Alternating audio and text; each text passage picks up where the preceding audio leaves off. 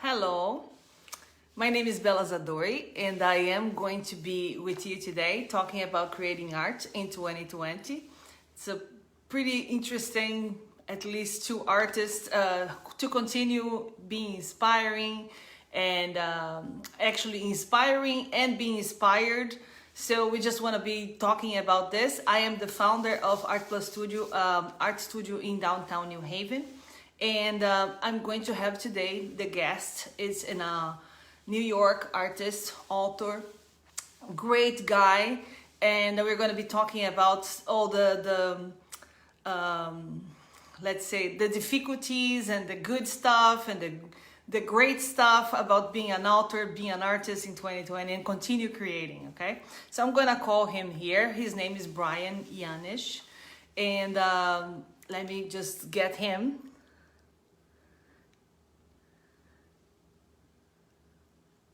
Okay, just a second.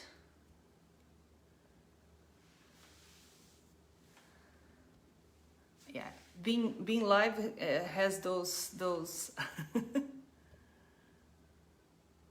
see. Just wait for a second.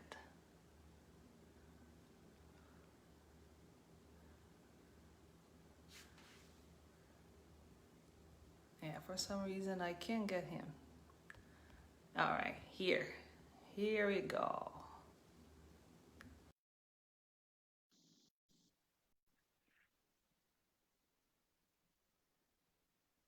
I think we're connected. Hey, Hey, hey, hey, Brian.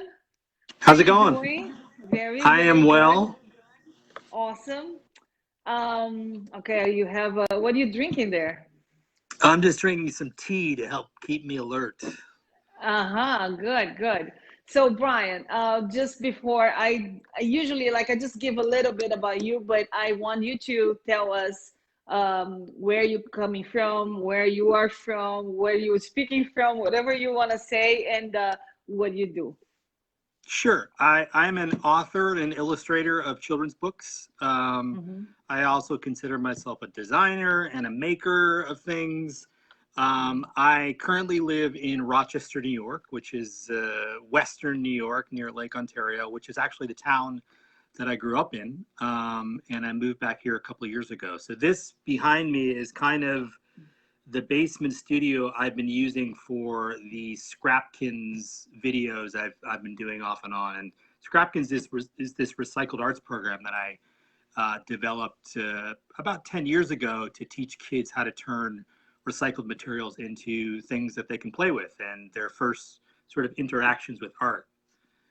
So I do videos from this little workshop, and so I thought it'd be a fun place to shoot the video conversation today. No, absolutely. It's very, I love what you have around there. So I see like the banner and you have probably like the toys and the stuff you build there too. Yeah, there's a couple things back there on the shelf. Like this is a dinosaur that we made from a milk carton and That's pieces of amazing. cardboard, like cardboard tube legs. So this is one of the projects that I would teach kids how to make, either via a workshop or my book, which is called Junk Rethunk, which is all about, taking the junk that you have around you and turning it into art projects. I always loved this project of yours. You know, I'm like a big fan. And Thank we you. actually met in New York doing a different project. I was doing illustration too, and Brian was my teacher on one That's right. Many years workshop. ago. Remember, many years ago. Yeah. You said 10 years, like maybe more, probably more, no? Yeah, I think it probably was. It probably was more. Yeah, because But that was an interesting. seven, I'm here at the studio, so it's Oh, probably okay. way Yeah. more. Yeah, probably Yeah. way more. Yeah, I'm glad. So let me ask you this. I know I met you, you're doing Scrap Kings and you're working as an illustrator. And so when did you actually learn you were an artist? When did you figure that out? Oh, that's a good question. I mean, I always, as a kid, loved to draw, and saw pretty quickly that I had a knack for drawing things. When I was a kid, I would just some of my earliest memories were just drawing monsters and creatures on, grab a crayon and just starting to create stuff. So I knew that I liked to draw and I knew that I liked to make things. So, a workshop like this was a big part of my early life.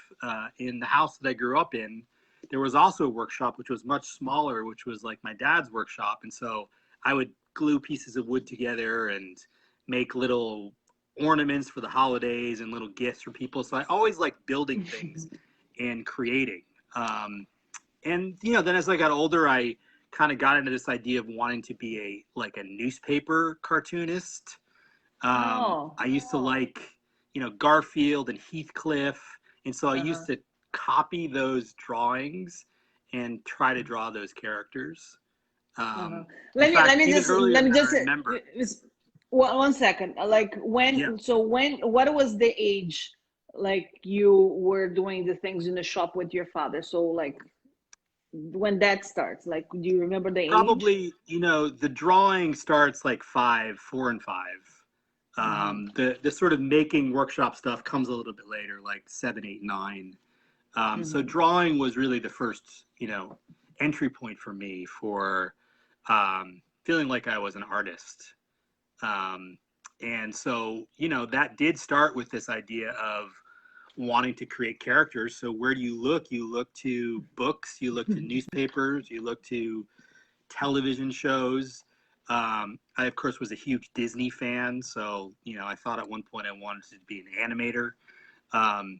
So all of those things were definitely influenced on how I draw today. Stylistically, I sort of have a cartoony or a whimsical look to my characters. And that all comes from, Looney Tunes cartoons, the Warner Brothers cartoons. I was a huge Muppets fan. Oh my gosh, Which, that is amazing. I went on to work for them when I grew up. So all of that now you can see how it comes together. In fact, if you look at, these two characters from my latest book, Shark and Bot, they're very cartoony looking creatures. So I was, I loved that idea of seeing these characters come to life and see their personalities. And, I specifically remember when I would watch the Looney Tunes cartoons, I was also like obsessed with drawing those characters like Bugs Bunny and Marvin Martian. And what I would do is I would actually like make my own animation cells. So I would take a clear piece of acetate, like a transparency that they would use on overhead projectors. And I would draw on one side with like a marker, the character. Of course, I would draw in pencil on paper first, then put the clear sheet over it, and then take a marker and do all the outlines, and then flip it over and then paint with acrylic paint on the back, which is actually how they do. Intense. They used to do. That's how they do animation cells. So I was kind of doing that like in middle school and high school because I just thought it was interesting. And so I guess that sort of cartoon world always, stuck in my brain. But when was the decision? Like, okay, I am going to be an artist. When was that? Well, it was interesting because I did art all through middle school, elementary school, middle school, high school, and I started to put together a portfolio, but I did not apply to art school. I decided that I wanted just to go to a regular university. Doing what? Like when you say university, like what you were planning there? Well, I was actually going to study communications. So, TV, media, all that sort of stuff. And then as soon as I got to college, I completely changed that, like within like 6 months. So you just, that's the thing is that you never really know. So if I had gone to art school, and I would have a totally different experience. But interestingly enough, when I got to college, I ended up getting a undergraduate degree in folklore and folk life, which is kind of a strange name. Uh-huh. It's sort of like cultural anthropology. So Okay. the definition was artistic communication in groups. So it was how Mm-hmm. are all these groups defining themselves through the traditions they have, through the arts they create. So there was this sort of creative um, expression to it. And it allowed me to take classes from all different parts of the university. So I could take anthropology, I could take music, I could take English. You know, it was a really nice way to sample a lot of different classes. And Interesting. I did not do any drawing really through 4 years of college, which is very interesting. So I kind of like put it Wow, I never aside. expect It's that. strange, right? Yeah. Uh-huh. And what I ended up doing, which again I just sort of fell into, was I tried out for a comedy group and got into it my freshman year, and I did that for 4 years. So I Okay. performed sketch comedy. We wrote our own skits. We did a musical during the spring. So I was putting all of that visual energy into performance energy. Um, and Interesting. and I think that that's why when I create books today, humor is a really big part of that, because I Mm. spent a lot of time like, you know, writing jokes and trying to figure out how to make people laugh. And now I try to do that, you know, with a younger audience, Uh-huh. but still with the same idea is, you know, how can you create a funny situation with two characters? That is Um, amazing. I know you for so long and I never knew this story. I'm so glad to hear this, you didn't know seriously, that? because Yeah. no, have no idea. I don't think I never asked this question. So Yeah. in my head it was like art school, and like sometimes we just imagine whatever we went through or whatever we did, and then you just imagine the same thing, but not every way is Yeah. the same. Yeah, no, it's pretty awesome. Very That's the good. thing about a path, is that like you see it being done a certain way, so you think that's the way I need to do it. Yeah. And you know, when you're at a younger age, you're just going in directions that interest you. It doesn't really, it may not even seem to make sense at the time, but of course So now I can look back and see how it all makes sense. yeah, but you had like a moment where you're like, okay, I'm going to be an artist, or you just like, okay, I don't know what I'm doing. I'm going here and there. What will happen? I'm trying to understand like when this was like a decision. Well, like when you took that Okay. decision. Yes.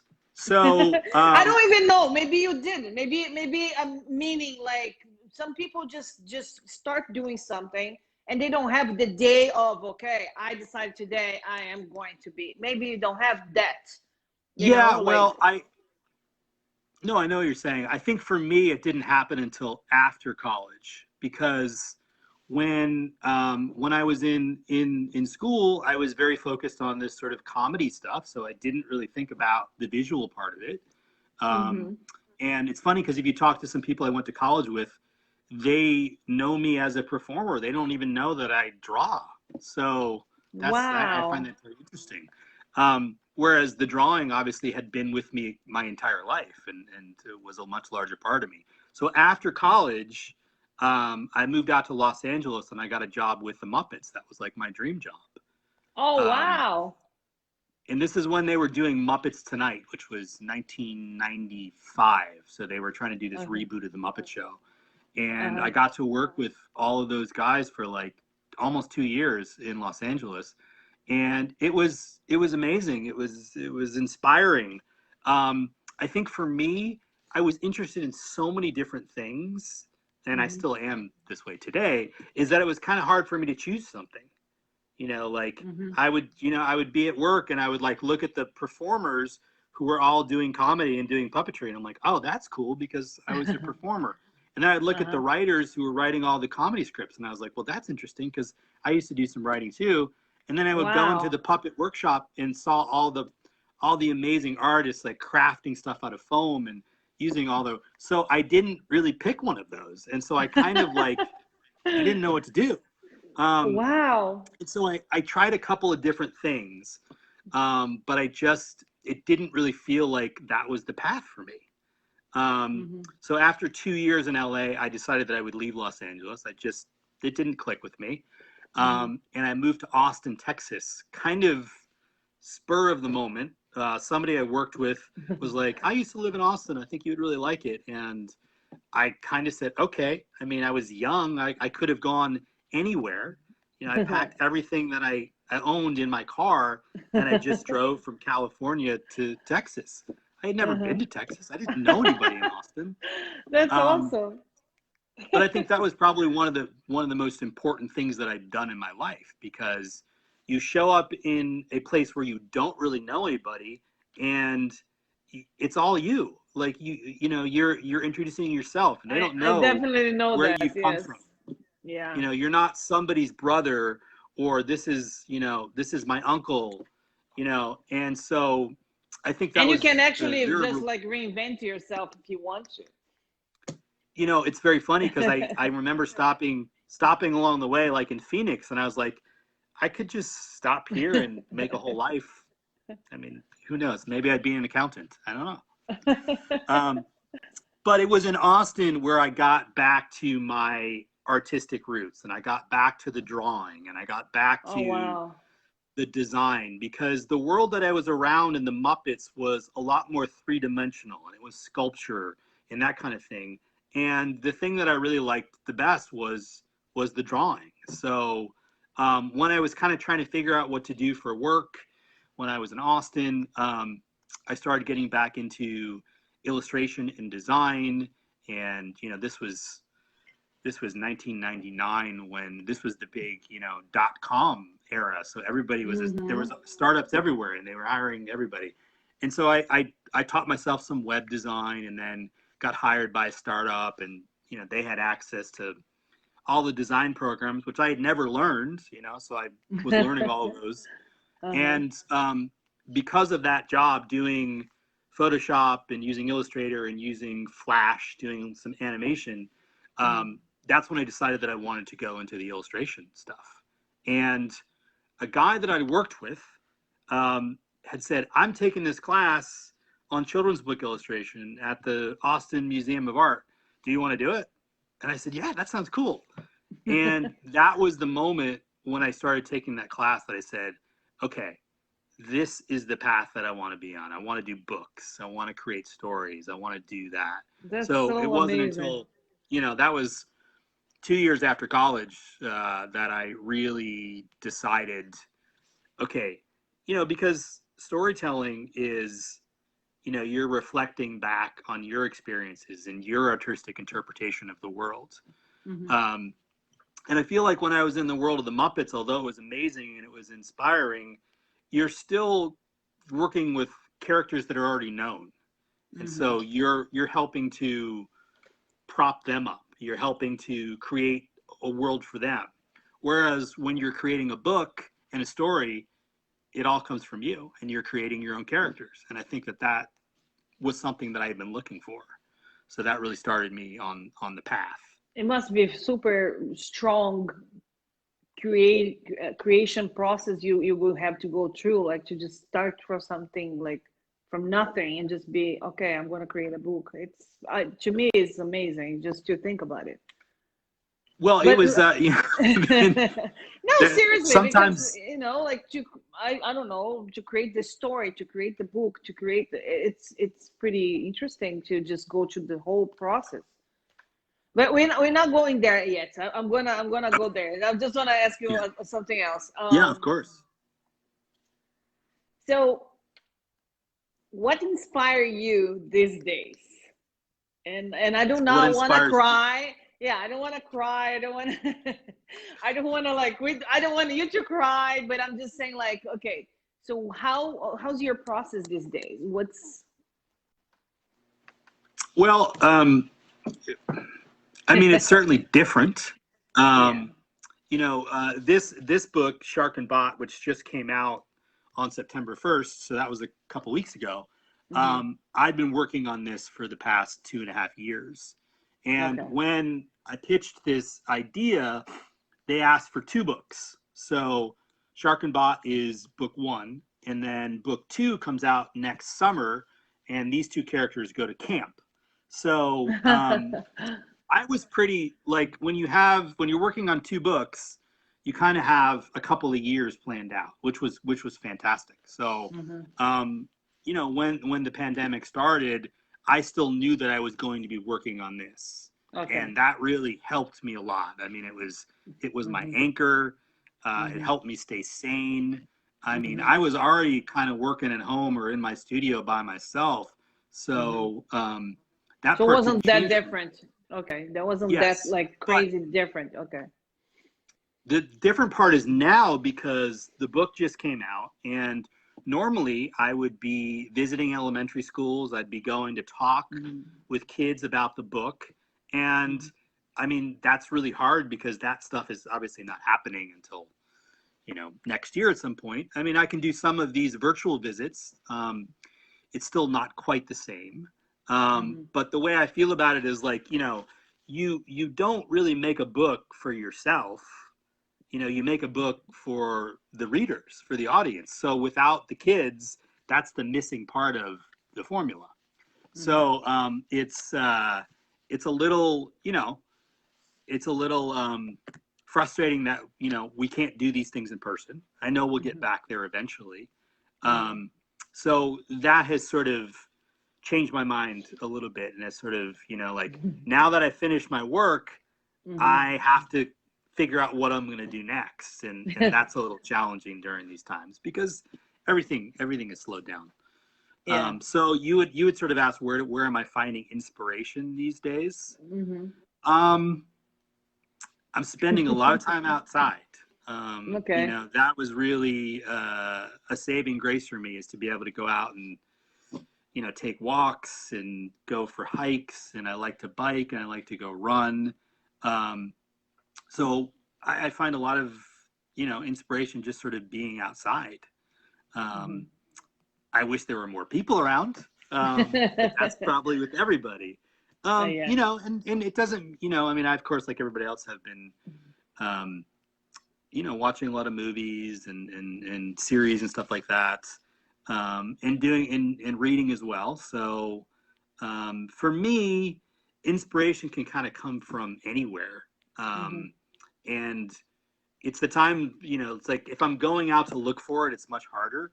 But if I'm going for a walk and an idea comes into my head, and you know, that could become a character that I want to create a story out of, or it just could be something that doesn't go anywhere. But like, you know, taking those little opportunities to sort of write down an idea, because you never know where it could go.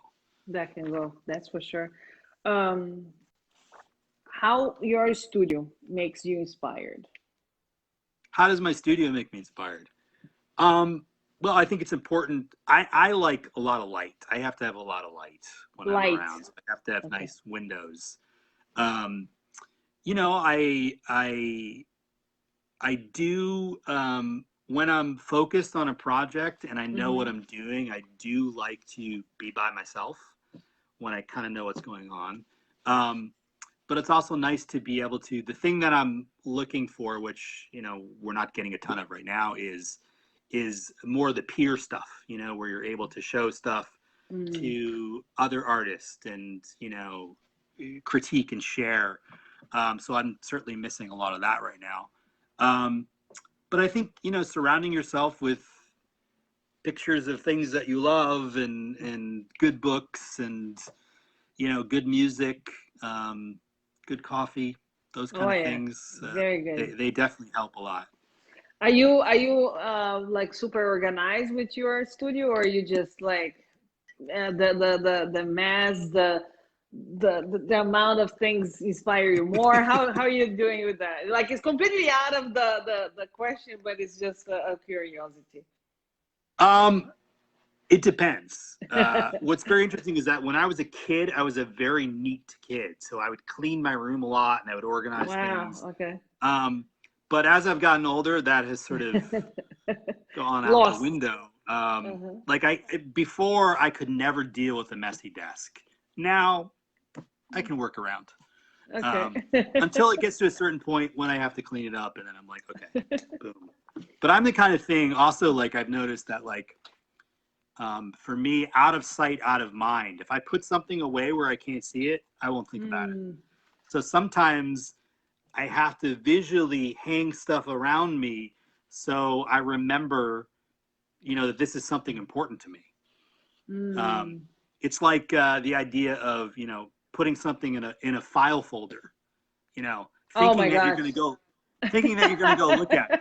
I don't ever go back into those. I never, files. me too. I would never, I would forget whatever. Yeah, it feels good to put that stuff away. It's but then super you're nice. like, It feels very good. You're right.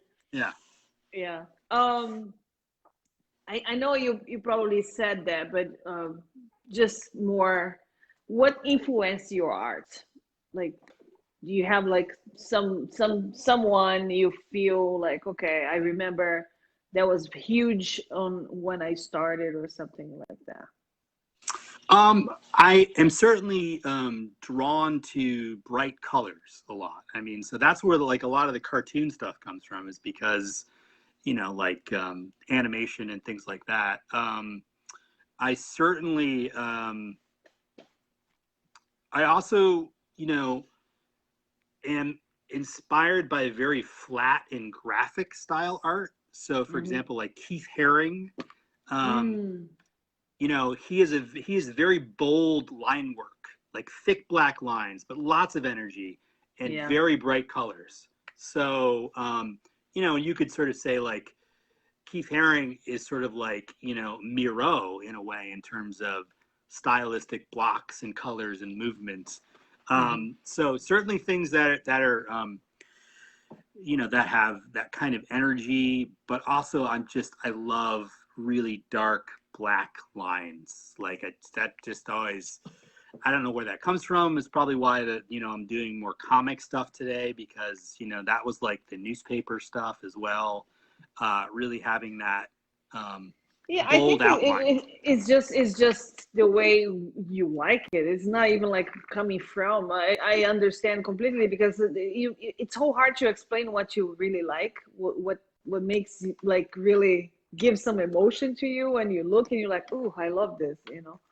Yeah, you know it when you like it. So it just a couple of things that I have hanging in my studio. Now that I'm thinking about it, is I have a screen print of this horse that was done by this company in California. It's very like graphic designy, and it's like a bright yellow horse with a bunch of colors on top of it. So it's silk screened. So you get these really bright graphic colors. So it's stuff like that that just really, catches my eye, and is what I really like a lot. You probably respond that one too, because we've been like talking about, but like, We're just how, exactly how the current times, and especially COVID, affect your work, in your perspective of art, and how did you... It's very challenging. I'm sure a lot of people are feeling this way. I mean, sometimes I can sort of push through the uncertainty and work on things. And other days I'm just like, I got nothing. I just don't have the motivation, and that's okay. It's tough. I think, as I mentioned before, because I was working on the Shark and Bot books, I kind of had this anchor. So I was like, okay, I know what I need to do. I need to work on these books. But now that they're done, coming up with the next thing has been really challenging for me to sort of say like, okay, well, what do I want to do? And I struggle with that because, if you look at the news, you're going to go down, a crazy rabbit hole, and you're not going to get too inspired. Have you thought about to think about the perspective of a kid during these times? Like I had a completely different type of like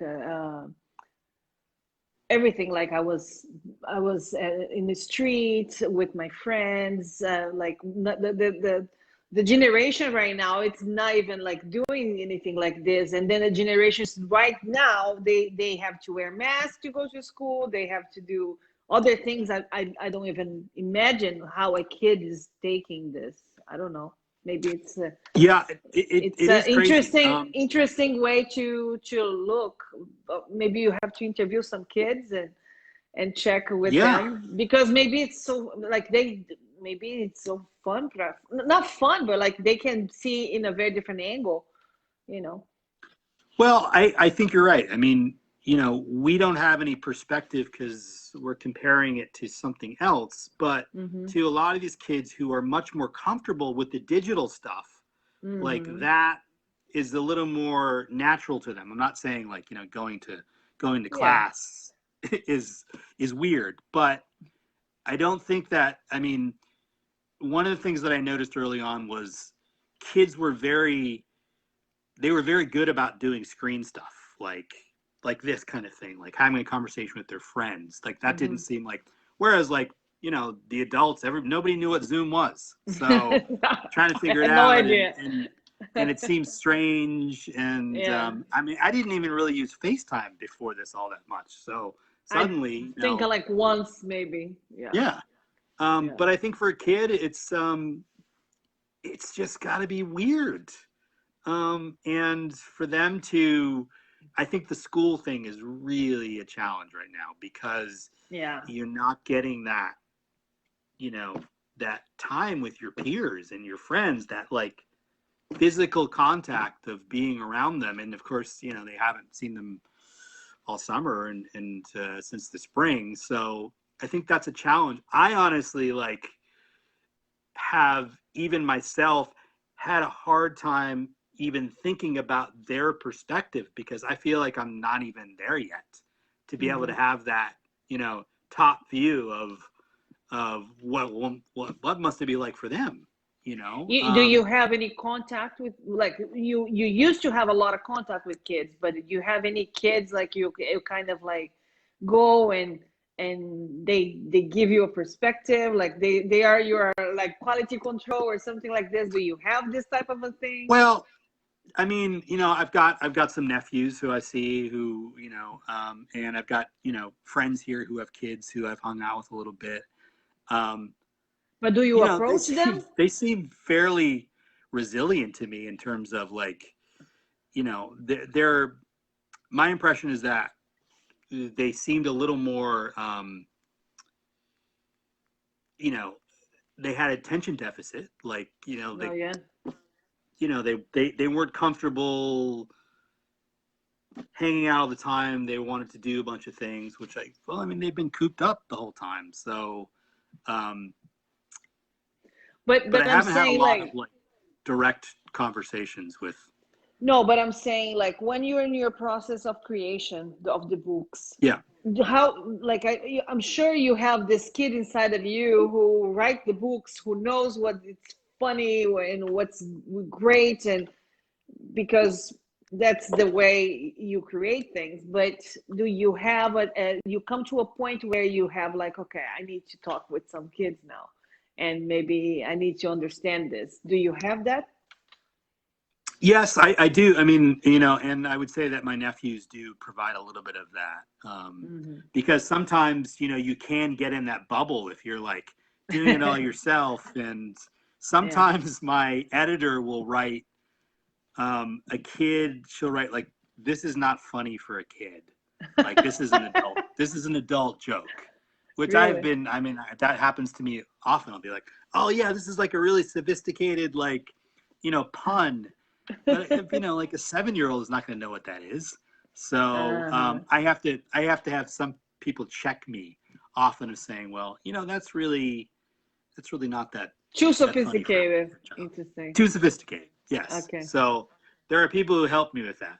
Okay. Okay. Yeah. No, I was wondering because you must, like I said, you go inside of yourself, you create, and you probably have like all this going, but then when it comes to your real audience, it's Yeah. interesting to just have this talk.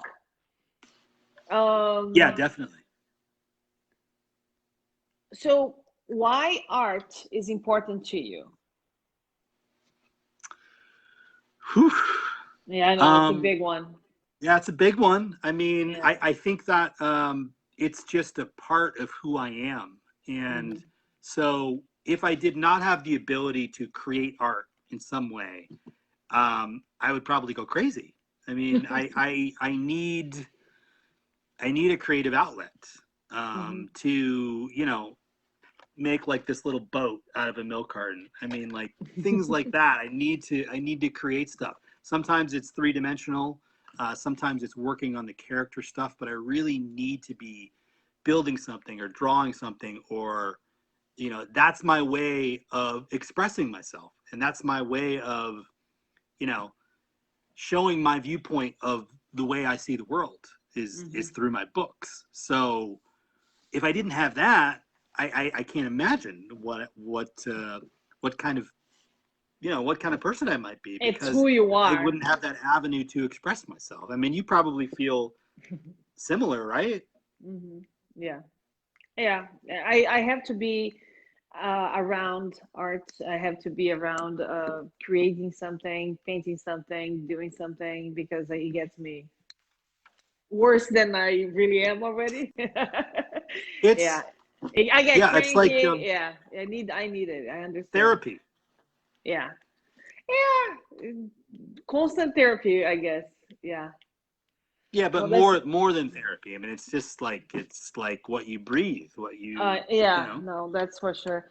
Um, so what would you be like an advice you would give to a young artist, like somebody who is just like, for example, getting out of high school or going to college now and thinking about to become an artist, or even before? What type of advice you would give to them?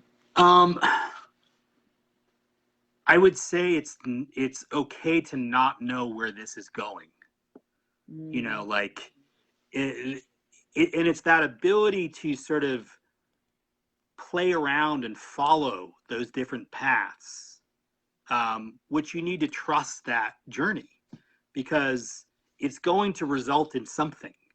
Um, it may not make sense at the time, but which is why, like, when you are a little bit older and you have that sort of larger view of this path that you took, which didn't seem to make any sense at the time, but no, like I can go back and I can look at, okay, well, my books are taking cartoon influence and the comedy of the Muppets and my performance and my love of creatures and flat art. And so those are the kind of books that I'm making today, because those are the things that I love. So I think, when people, when you create, you're naturally drawn to something that you like to do. Could be a style, could be, a technique.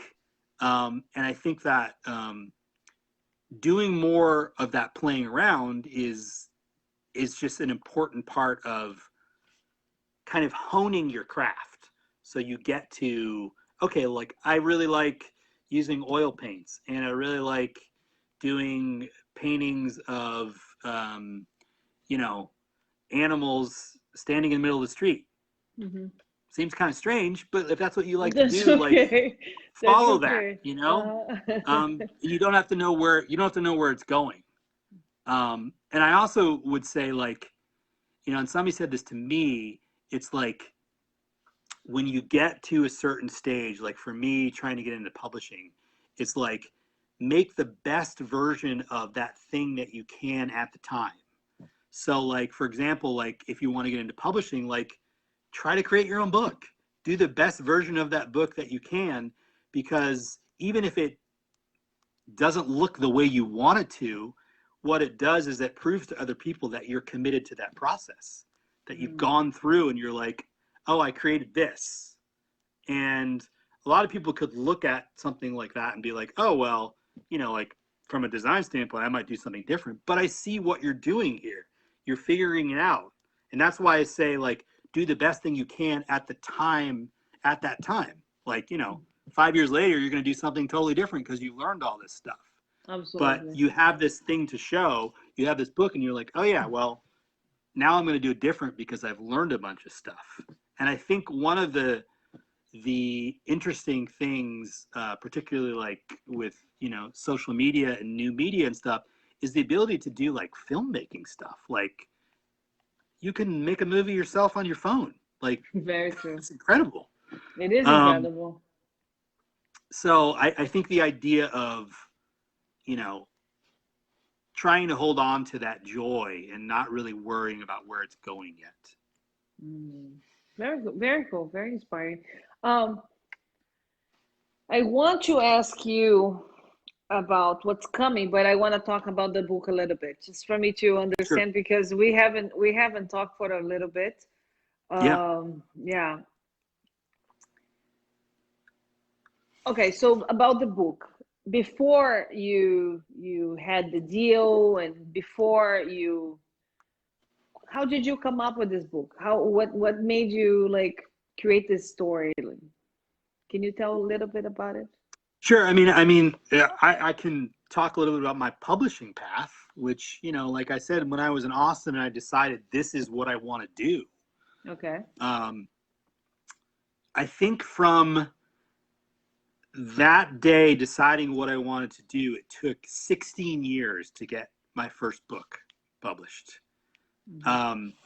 And I remember that very well because the editor who published my book was a woman who I had seen speak in Austin at a children's book conference.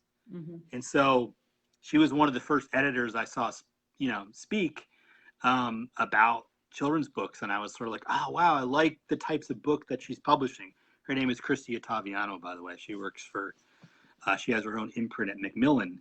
And so I was like, oh, yeah, like I like her sensibility. You know, she didn't live in Austin. She just came down to speak at this conference. And it was 2000, the year 2000. And when I moved to New York City, like, I don't know, 5 years later, I saw her again at a panel and I introduced myself and I said, hey, I saw you in Austin. So we sort of had a relationship, and I would send her my story ideas over the years. And she was very gracious and nice about, you know, not telling me that they were really terrible, which they probably were at the beginning. But eventually she published my book. So, I mean, that was a very long path, you know, and prior to that, I had self-published a book as well, because that's when I was doing the Scrapkin stuff with the recycled arts, and I was doing all these events, and I decided Did you stop? Did you stop Scrapkins? No, it still exists. It's just sort of transformed a little bit, you know, like because the Scrapkins books are part of my library of things that I've created. It's something I'll always talk about, and when I go to schools, kids still respond very well to this idea of, you know, making art from materials that they have. So I think for me, the books have all taken different directions. So since Junk Rethunk, which is the Scrapkins book, was like my first book with a publisher, you know, and it's all of these instructions for making all these different projects, 24 different projects in here. This book took a long time to make because it was Can like imagine figuring out all these projects and then, you know, breaking them down step by step, illustrating the steps. This took me forever to do. So I'm super proud of this book. And you should be. so thank I you. So have that it. was like, I have it. you probably do. Yes. So this was my first book. And then the book that came after that was Pirate Chicken, which is a picture book. And what's interesting about this book is that I was not the illustrator. Somebody else did the pictures in this. Yeah. Oh. So this is actually, you can see some of, see the chicken has a very long neck. So this is done by this woman named Jess Pauls. She actually lives in Belgium. So part of the publishing process was, after I published this book, my editor who worked on this book with me said, would you be interested in working with an agent?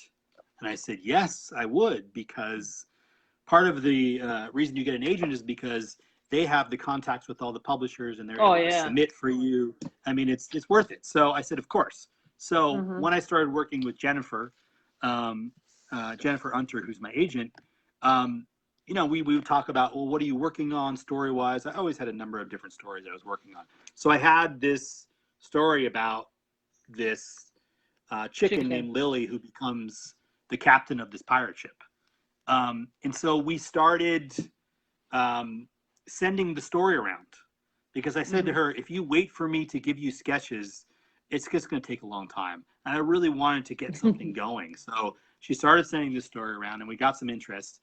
And Source Books, who published this book, said, we love the story. And I said to my agent, I said, well, can I still be considered as the illustrator? And they said, yeah, send us some sketches. And so I did. But they said, we actually really like this other person to do the book. What are you going to do? And so, as the illustrator, I had to make a decision. Like, do I say, no, I don't want to do the book? Really good lesson in sort of letting go. Yeah. I said at that point, I said, it's already very difficult to get a book published. So I don't want to not do a book because of that reason. So I said, listen, let's do it, So since they knew I was an illustrator, the publisher was very good about, they said, well, what do you think of, this woman, Jess? What do you think of her style? I said, I think it's cool. I like it. I mean, they didn't have to ask me because, I was just they didn't have contracted to do the story. They don't. Wow. Sometimes an author will sell a story and they will have no idea what the pictures are going to look like. Wow, I had no idea about that. Yeah. Huh. Now they might be able to write suggestions in the story, like, it should be this way. A rat. Yeah, a rat is eating some cheese here. But, it's the illustrator's job to interpret this any way they want. And so I was flattered that they asked me, like, what do you think of this illustrator? And I said, oh, I think she's great. So, but I also said, okay, this is kind of good because my job is done. The story's done. I can go on to the next project. So okay, one second. Was, let me ask you one thing. So it's that a lot of artists, authors, and illustrator who they do the whole thing, or it's kind of rare? No, it depends. I mean, there are some people who are it sounds a lot of creation to me. Like it's a lot of creation. You do the drawings and you do the illustration and you do the story. It's a lot. It's like my head is about to explode over here because it's really a lot. I mean, it takes a lot of work. So, this was good because I said, like, listen, my part's already done. I've already written the story. I can go on another project. Then it was Jess's job to interpret all of those, story elements and do sketches, and she was working with the publisher. So, and how long this there takes are a number usually? Of people these days. What's that? How long the process takes, like between you getting them and she drawing everything, how long this takes? Let's see. I would say from signing the contract for a book, it's about 2.5 to 3 years before the book is published. Oh, wow. So you may spend 6 months to a year making sure the story is ready to go. And then you hand the story off to the illustrator, and then they have about a year to do the sketches and do the illustrations. Sometimes it can be more or less. It just depends on the project. Time. Yeah, long time. So when when my job was done and, the illustrator was working on the pictures, I was on to my next project. I was like, okay, so what do I want to do now? And I knew at that point that I did want to draw the next one. So any project going forward from that point, I was clear about submitting my artwork with the story, because I wanted to be both the author and the illustrator. So, for Shark and Bot, I did everything. I wrote the story and I did the pictures, and it's done in a graphic novel style. So it's panels, like, which, that's awesome. is kind of goes back to my cartoon days. So it was very interesting because I had never done a graphic novel like this. And this is actually a graphic novel for younger kids. So it's Like how considered old? like this is for about 5 to 8 year olds. So Okay. that's kindergarten to third grade. It's considered like a first graphic novel. So after kids graduate from picture books, before they are, and they're starting to become independent readers where they're starting to learn to read on their own. This is a good book because there are not a ton of words and they can follow along with the pictures. So it's actually called a graphic chapter book, which is kind of like a newer category. So what was fun about this was I had always wanted to do a style of book like this. And when we started approaching publishers, um, I had actually this is a totally different story. I actually started working on a novel for kids, like a middle grade novel. So it Wow. was this Okay. dramatic story, adventure kind of fantasy thing. And we started Uh-huh. sending it around to different editors. My agent did, and it didn't get that much interest. And so Really? we sent it to, I tried to write it. I had never written anything like that, so it was very difficult for me. Um, but I just wanted to see if I could do it. And so I was really into trying to figure it out. But we sent it to an editor, and she said, I don't like the novel, but do you have any other ideas for chapter books? And I said to my agent, I said, give me a week, I'll come up with some ideas. Uh-huh. Like there is nothing better than a editor telling you they want something specific. Like, give me an Yeah. idea for this. And At so least that's just give you wonderful. direction. Yeah. Yeah. So then Yeah. I went back and I came up with two different ideas. One was about a shark and a robot who become friends. And then one of Mm-hmm. them was about this sort of beetle character who was a detective. And they said, oh, we really like this. We like this idea. So can you like illustrate what you think a chapter of the book would look like? And so I did that, and we went back and forth, and as we were figuring it out, and eventually they bought the project. So I was thrilled because as the author and the illustrator, although it's more work, you're kind of like the director of the whole project. Yeah, So no, yeah. I get to decide after I write the story. In fact, I'll give you a little breakdown. After I've written the story, then I'll do little storyboards or little tiny drawings of each of the pages, Mm-hmm. kind of trying to figure out like what action I want to take place on each page. One of the Mm-hmm. challenging things about doing something like a graphic novel is that you've got a limited amount of pages. So like this book is, Oh, really? I think this book is 85 pages. Mm-hmm. And so, no, actually it's less than that. What is that? 76 pages for the story. So I said, okay, I've got 76 pages. I've got to take my written story and I've got to break it down into these different blocks throughout the story and figure Uh-huh. out where the words are going to appear. So for me, this is actually the hardest part. This requires the most thinking because I you can are trying imagine. to, It's a lot of planning.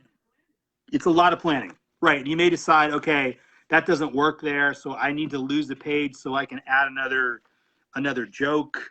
Um, and you also have to decide when you're going to do, like a page with 3 different panels Uh-huh. versus when do you kind of want to do something totally different where here's one of my favorite pages, if I can find it, um, is here where they're dancing.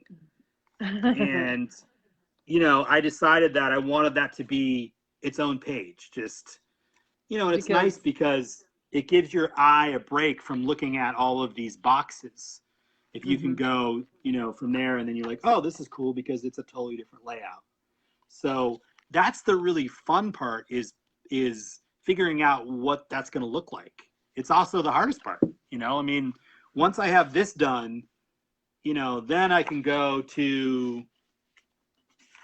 you know, like this, where I'm starting to draw the page like more full size, and I'm still sketching, you know.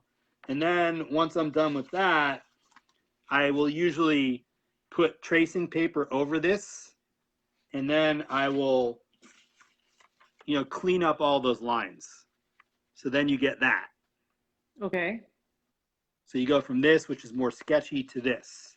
Okay. And then? So now that I've got this, then what I'm going to do is, there are a lot of steps in this. No, I'm I interested. will take this and I will put it on my light box, lay it down, and, you know, light shines through, and then I'll put a piece of paper over it, and then I'll take a brush and I'll take ink, and I'll do all the outlines. I really thought you did a lot of things on computer. So. Well, once I've got this point, then I put it in the computer, because I do all the color digitally. But I start everything on paper. I do all my sketches, and then, you know, once I've inked the lines, then I can scan it into the computer. Then I can add the color. So, you know, any color that you see here has been done in Adobe on the Illustrator. Computer. Okay. So, and again, like I said, flat colors I really like, so that's what you get here.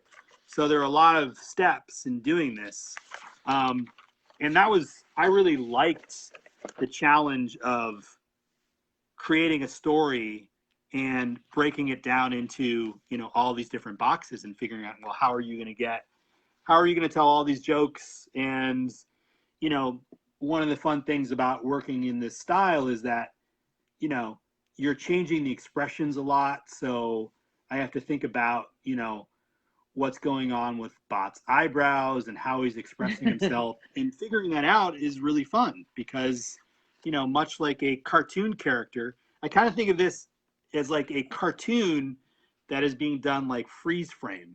Like, you're breaking it down. So you've got all these jokes and these gags. And do you change sometimes a little bit the story, or you change something? Yes. Like in Yes. between, like, okay, you're like, I don't like it because now the drawing doesn't really. Oh, you do that? Okay. I do. Yeah, because often you will, like, you know, you may write a line that you think is really funny, but then when you actually get to sketching it out, you're like, well, we don't need that, or like, that's not a good joke, or a kid won't think that's funny. And so it does change. And so, like, once I do this part where I've sketched the entire book, I'll send that to my editor, and she'll look through it, and she'll be like, that joke is not working there. What if you changed it to this? So we may change, you know, when we were working on this, we ended up changing the ending, because she didn't think it was working. So I reworked the last, you know, 10 pages, and the ending is much better. So, you know, that happens sometimes, because the interpretation of text into a visual picture, it's sometimes a different thing. Yeah. Totally different thing. Yeah. So that's fun, where you see, like, okay, yeah, I see how, like, maybe that's not working. So I do really like this style. I think for me, visually, there's something I find comforting about doing the boxes, because it's like I'm breaking down the action. Why comforting? Because sometimes having a huge blank page where I have to fill it all up can be kind of intimidating at times. Whereas, like, although doing 3 boxes is more work, it allows me to pack more information into that one page. And if you're dealing with a story that's being told in panels like this, you really have to think about how you want to tell that story. And okay, maybe I need 3 boxes, maybe I need 4 boxes, because if this is the only page I have to tell this joke, I either have to figure it out or I have to change it. And so, you know, that's challenging. That's amazing. I love it. It's probably very hard to be inside of your head when you're doing all this, because there's so much information and a lot of, like, Wow, it's incredible. Well, Um, by the end of this project, I was like, I don't even know if these jokes are funny anymore. I can't even. I've been looking because at you them keep for coming 2 back, years. you keep coming back to that, and you're like, oh.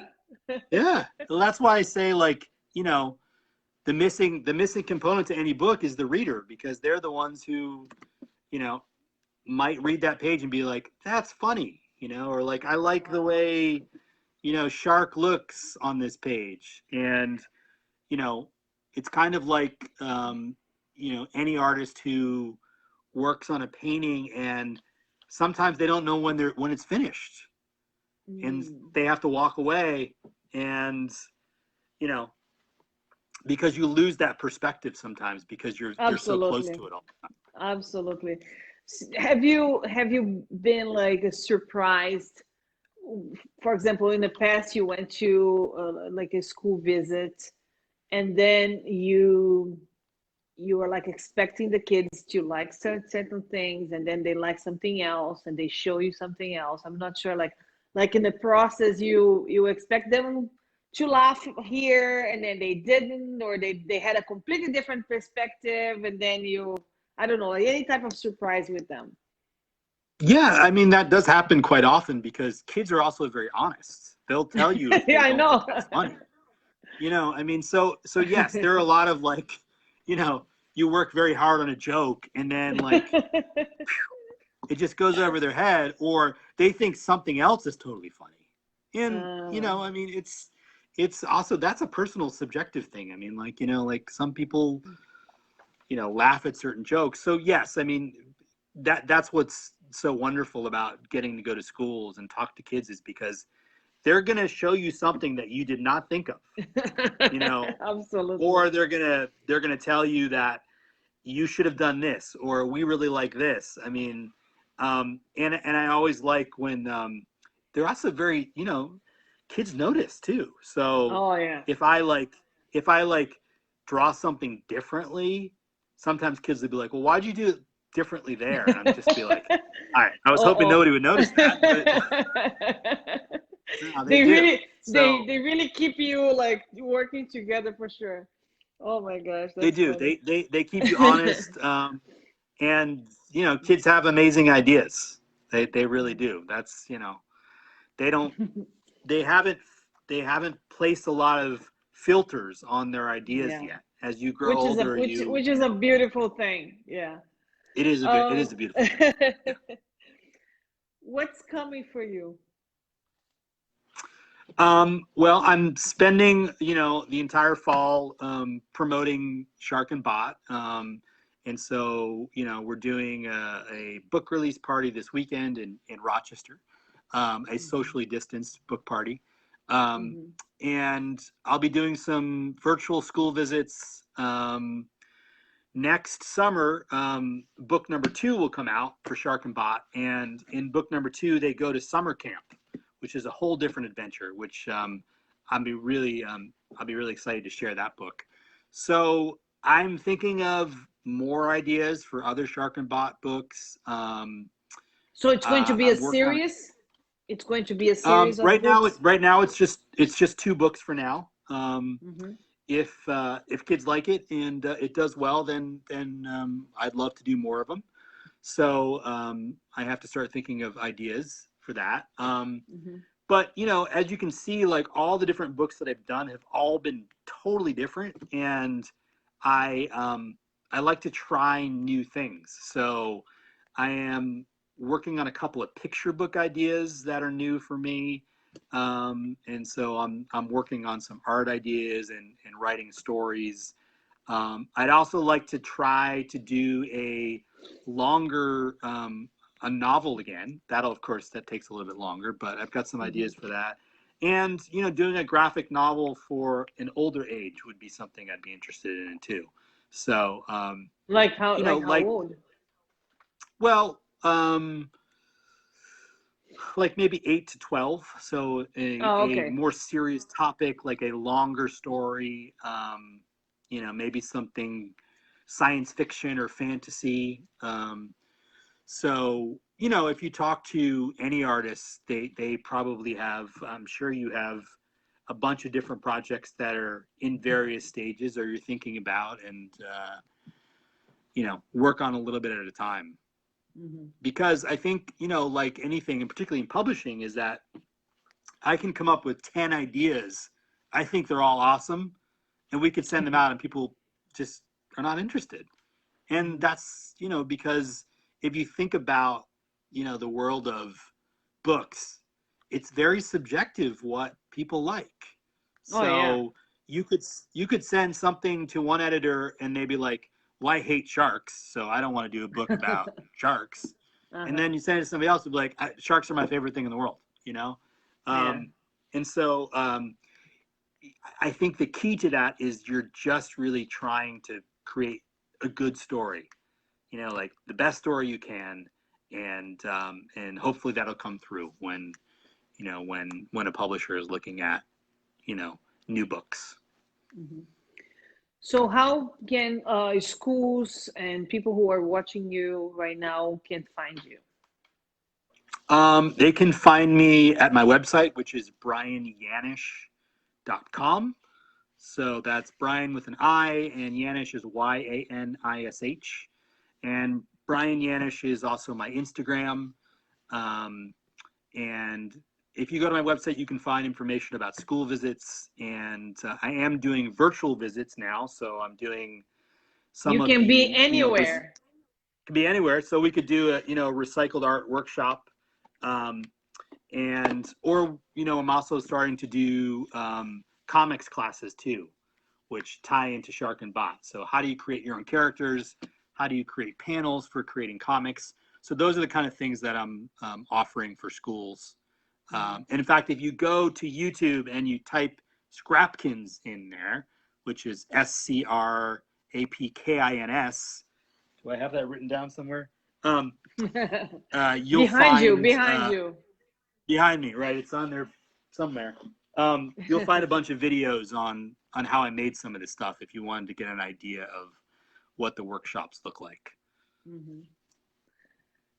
Brian, it was amazing. Thank you so much. It's always like very inspiring to speak with you, and I'm saying that in my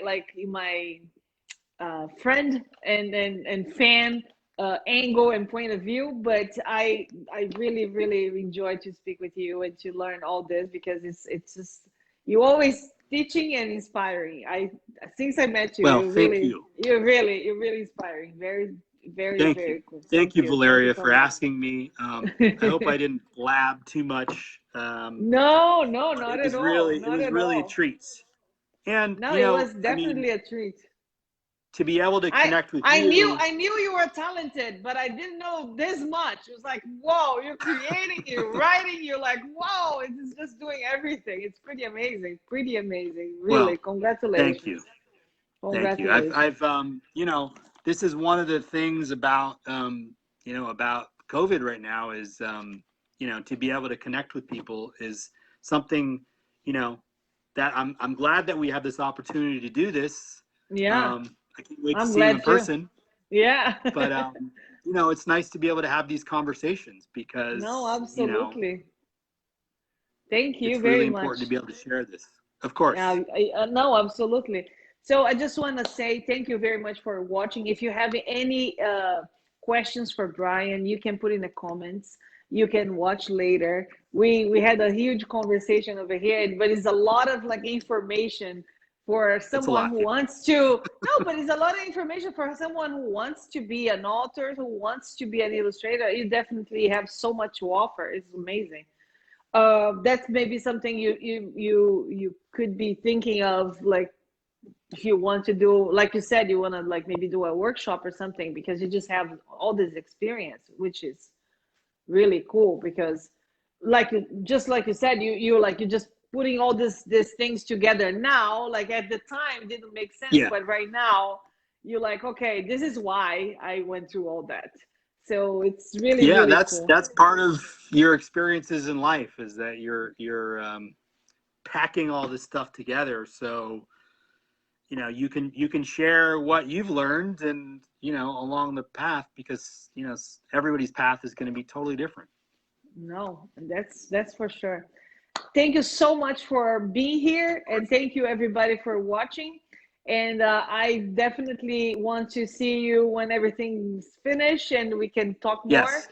Okay. I don't Okay. Bye, know. everybody. Thanks, I've Valerie. never been to Rochester, but I would definitely we can meet in between. Yes. Yes. Yeah, It's better. It's better during the it's kind of summer. far. Oh, okay. Yeah, it's Yes. probably very cold over there. Yeah. Very cool. All right, guys. Thank you so All much, right. and thank you again, Brian. Thank you. Thank you. Bye. Thanks. Bye bye. Thank you.